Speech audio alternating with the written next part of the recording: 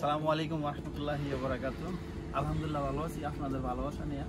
আর আশা করছি আপনারা ভালো আছেন। আর যারা মার্কেটে ডিউটি করতে চান, মার্কেটের সুযোগ সুবিধা মনে করেন মার্কেটে ডিউটি 12 ঘন্টা হয় বা 15 ঘন্টা হয় সকাল, এবং কি জোর পরে আবার বন্ধ থাকে, আসর পরের থেকে আবার স্টার্ট। তো এই সব বিষয়ে আসতে গেলে মনে করেন আহালি সন্ধিশা লাগবে মার্কেটে ডিউটি। তো বেতন শুরুতে হয় 120 দিনার, এরপর আস্তে আস্তে মনে করেন বেতন বাড়ে। যখন আপনার সার্ভিসের উপর আপনার বেতন বাড়বো, আপনি যদি সার্ভিস ভালো দিতে পারেন বা কাজ ভালো করতে পারেন, সুপারভাইজার বা মুদিরের যদি মানে যারা বড় অফিসার থাকে মন জোগাইতে পারেন, আর যারা আপনার কলিগ থাকবে তাদের যদি মনে করেন তাদের সাথে যদি আপনার সম্পর্ক ভালো থাকে, কাজ ভালো থাকে, আপনার সবাই মন জোগায় চলতে পারেন, তাহলে মনে করেন এখানে আপনি কাজ করতে পারবেন, ভালো ইনকাম মানে করতে পারবেন। এবং কি আপনারা জানেন এইসব মার্কেটের ভিতরে কেমন ডিউটিটা কেমন, তত পরিশ্রম না, একেবারে মনে করেন এসির ভিতরে খুব মানে সুন্দর মতো থাকতে পারবেন, সুন্দর মতো চলা, এই আর কি বিষয় আর কি।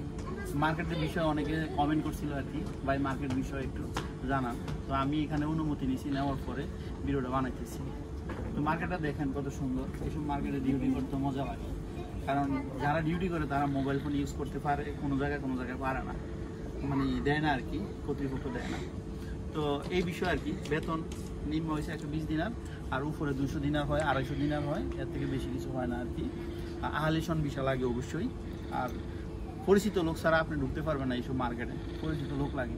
আর এগুলো বেশিরভাগ হচ্ছে ইন্ডিয়ান মার্কেট, আর ইন্ডিয়ান কাপড় সবগুলো বেশিরভাগ। আর আমাদের বাংলাদেশে খুব কম আছে এইদিকে, কারণ যদি এইসব সুপার মার্কেট বেশিরভাগ এইসব কাপড়ের শপিং মলগুলো বেশিরভাগ ইন্ডিয়ানদের হয়। তার কোন বিষয়ে আপনারা জানতে চান ইনশাল্লাহ কমেন্ট করবেন। আর বিশেষ করে আমি আরেকটা কথা বলি, কোম্পানিতে ক্লিনারের বেতন কিন্তু 75।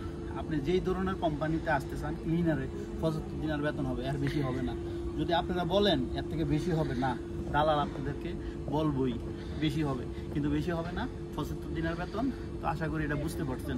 আর ক্লিনার কোম্পানি মনে করেন কুয়াতে বেশিরভাগ ভালো হয় না, খুব খারাপই হয় বেশিরভাগ।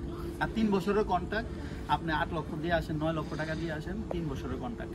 3 বছর পরে আপনি হাওল হইতে হইব, এরপর আবার আপনি অন্য কোম্পানিতে যাইতে হবে।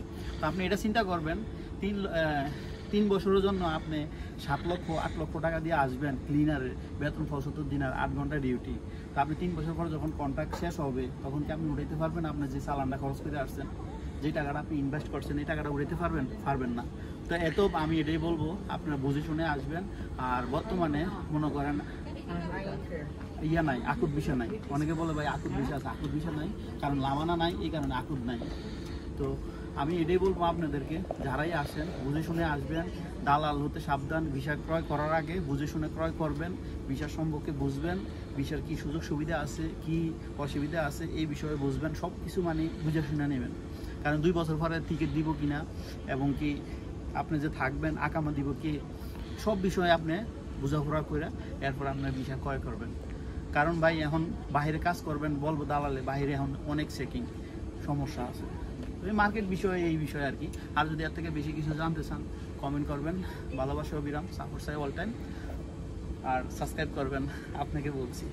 ওকে, আল্লাহ হাফেজ, বাই বাই।